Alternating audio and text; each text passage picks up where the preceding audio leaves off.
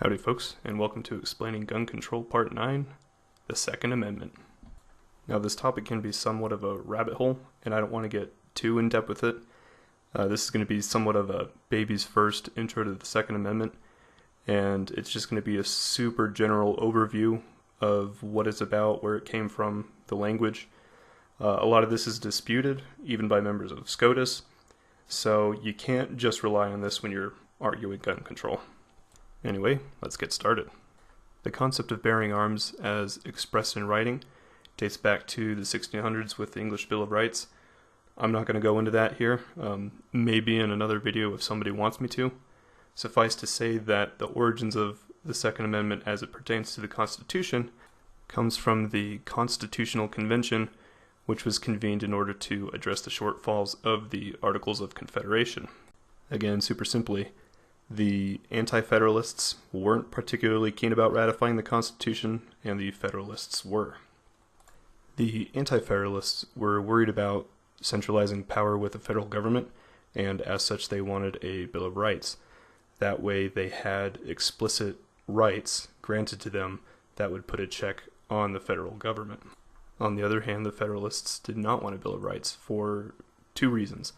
One, they didn't want specific rights spelled out, because rights that weren't spelled out could be left to manipulation by the government.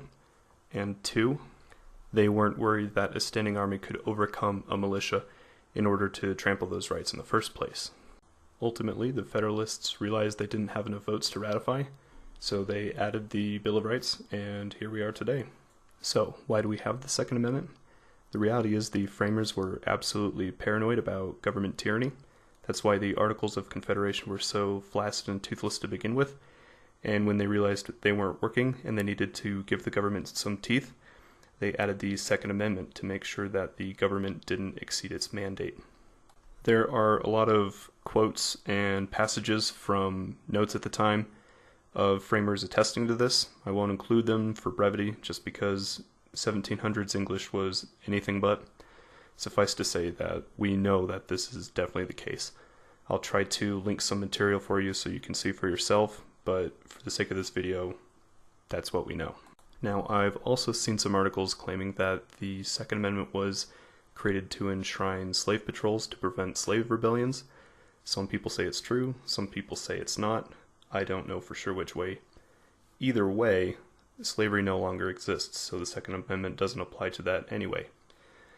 The primary purpose of the government in regards to tyranny still does exist, therefore it still applies to the government. So anyone telling you that the Second Amendment should be repealed on grounds of slavery is just wrong.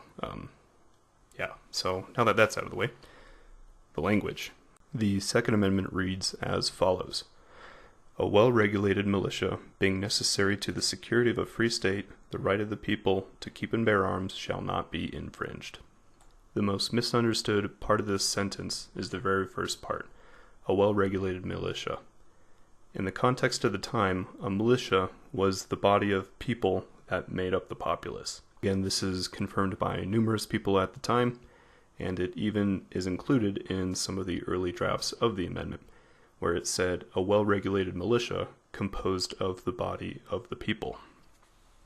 Well-regulated means disciplined, trained, or otherwise proficient, not well-regulated in the terms of our current military.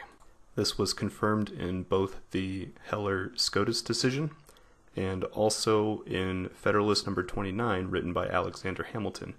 And I'm paraphrasing here, but basically he says that in order to reach the level of competency of a standing army, the militia composed of the general public would have to train so much that it would be a detriment to their daily lives. And as such, all you can reasonably ask of them is to make sure that they are properly armed and assemble them a couple times a year to make sure they know how to use their guns. Almost everybody that owns a gun already does this whenever they go to the range. The middle part here, being necessary to the security of a free state, the right of the people to keep and bear arms, that's pretty straightforward. The people, that's you and me. A free state, that's a non-tyrannical government. And the right to bear arms, that is firearms or weapons in general. And finally we have the last part, shall not be infringed. This is another one that gets muddled up sometimes. Simply, it means you have the right to arms, not any arm you want.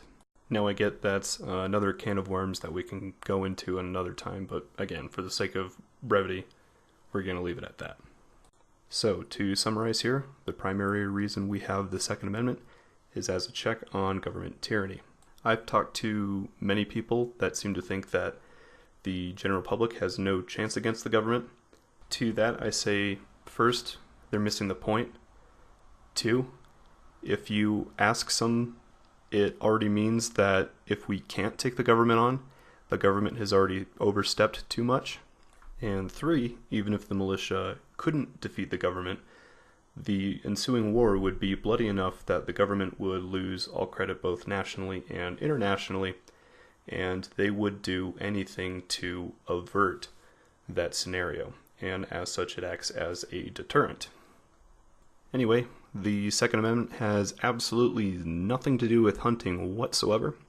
If you're trying to argue with somebody that wants to repeal the Second Amendment, don't. You won't convince them. Anyway, I will do a video on Heller as well. That covers an individual right to a firearm for defense. And I will see you next time. Thanks for watching. Ciao.